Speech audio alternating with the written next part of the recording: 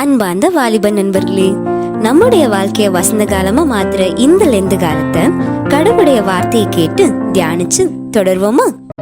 இன்று நம்ம பார்க்க போற வேத வசனம் என்னன்னா, யோவான் 4ஆம் அதிகாரம் 43 55 வரை உள்ள ஒரு இறைவார்த்தையை பத்தி நம்ம பார்க்க போறோம். இதுல ஏசப்பா என்ன அற்புதம் செஞ்சிருக்காங்கன்னு நம்ம பார்க்கலாம்.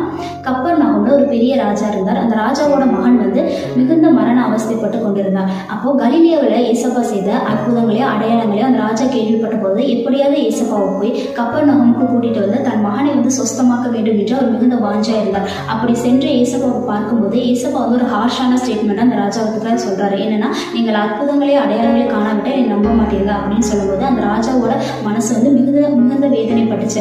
அப்போ அந்த ராஜா தன் மகனுக்காக மீண்டும் இயேசுவின் இடத்துல போய் கேட்கும்போது ஏசப்பா நீ திரும்பி போ, மகன் பிழைத்திருப்பான் என்று சொன்னார். அந்த ராஜா அந்த வார்த்தையை நம்பி திரும்பி வரும் பொழுது திரும்பி கப்பர்நகூமுக்கு போகிறாரு.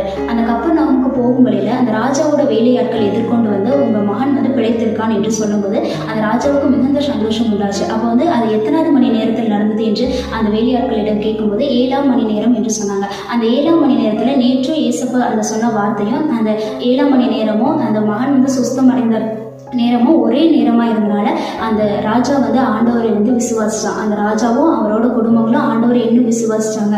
இதே போல தான் நம்ம வாழ்க்கையில் ஆண்டவர் சொன்ன வார்த்தையை நம்ம விசுவாசிச்சு இருக்கும்போது ஆண்டவர் அந்த மகனுக்கு புது வாழ்வை கொடுத்தது போல நமக்கும் புது வாழ்வை கொடுப்பார். அந்த சொன்ன ஒரு வார்த்தையை நம்பி அந்த ராஜா போகும் பொழுது அந்த மகனுக்கு ஒரு புது வாழ்வு கிடைத்தது. அதே போல நம்முடைய வாழ்க்கையிலையும் ஆண்டவரோடைய வார்த்தைகளை நம்பி நம்ம இருந்தோம்னா ஆண்டவர் நம்ம வாழ்க்கையில் அற்புதங்களையும் அடையாளங்களையும் ஒரு புது வாழ்வையும் தருவார். ஆமென்.